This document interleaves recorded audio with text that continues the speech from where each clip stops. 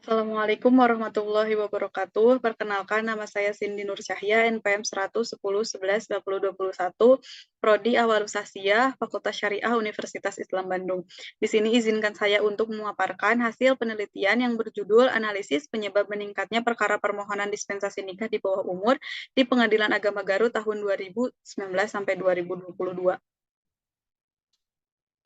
Perkawinan diatur dalam Undang-Undang Nomor 1 Tahun 1974 tentang perkawinan. Di dalam undang-undang itu dijelaskan juga bahwa batasan usia pernikahan hanya diizinkan bagi pria yang berusia 19 tahun dan wanita yang berusia 16 tahun. Adapun perubahan pada Undang-Undang Nomor 16 Tahun 2019 bahwa perkawinan hanya diizinkan untuk pria dan wanita yang berusia 19 tahun. Oleh karena perubahan undang-undang perkawinan tersebut menyebabkan permohonan dispensasi nikah di Pengadilan Agama Garut mengalami peningkatan. Seperti dalam data tahun 2019 hanya sebanyak 166 perkara yang masuk pada tahun 2020 setelah perubahan undang-undang menjadi 564 perkara. Begitupun dengan 2021, perkara yang masuk yaitu 530 perkara dan 2022 sebanyak 582 perkara. Oleh karena itu, saya akan membahas bagaimana prosedur mengajukan permohonan dispensasi nikah dan apa saja yang menyebabkan peningkatan perkara permohonan dispensasi nikah di Pengadilan Agama Garut dengan tujuan untuk mengetahui prosedur pengajuan perkara permohonan dispensasi nikah dan untuk mengetahui faktor-faktor yang menyebabkan meningkatnya perkara permohonan dispensasi nikah di Pengadilan Agama Garut. Metode penelitian. Pendekatan penelitian yang digunakan yaitu yuridis empiris dengan menggunakan data lapangan dan data pustaka, bersumber dari data primer dan data sekunder dengan pengumpulan data menggunakan wawancara dan dokumentasi, dan analisis data menggunakan reduksi data, penyajian data, dan penarikan kesimpulan. Yang pertama yaitu pembahasan prosedur pengajuan permohonan dispensasi nikah. Pihak berperkara dapat mendatangi pelayanan terpadu satu pintu dan menuju ke meja informasi untuk mengetahui informasi syarat, biaya, dan prosedur beracara di pengadilan agama.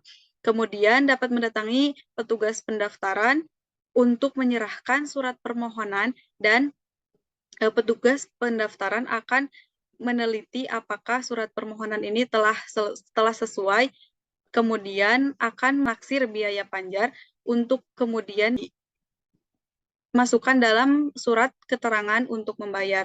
Setelah mendapatkan SKUM, pihak berperkara dapat mendatangi bank untuk menyetor biaya perkara. Setelah menyetor biaya perkara, pihak dapat mendatangi kasir untuk mendapatkan cap lunas di SKUM.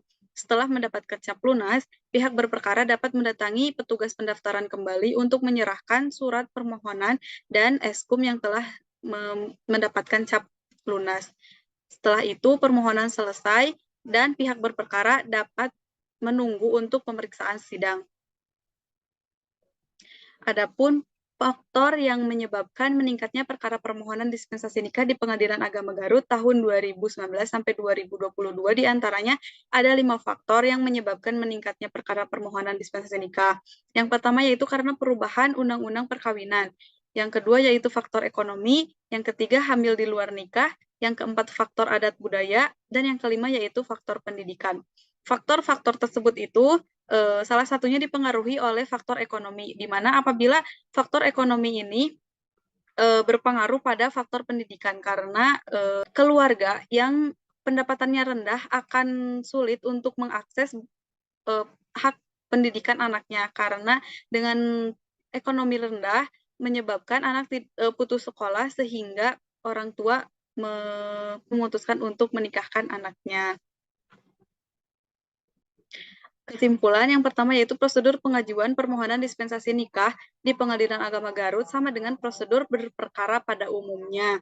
Yang kedua yaitu faktor yang menyebabkan perkara permohonan dispensasi nikah meningkat di Pengadilan Agama Garut yaitu faktor ekonomi, faktor perubahan undang-undang perkawinan, faktor hamil di luar nikah, faktor pendidikan, dan faktor adat budaya. Sekian presentasi dari saya.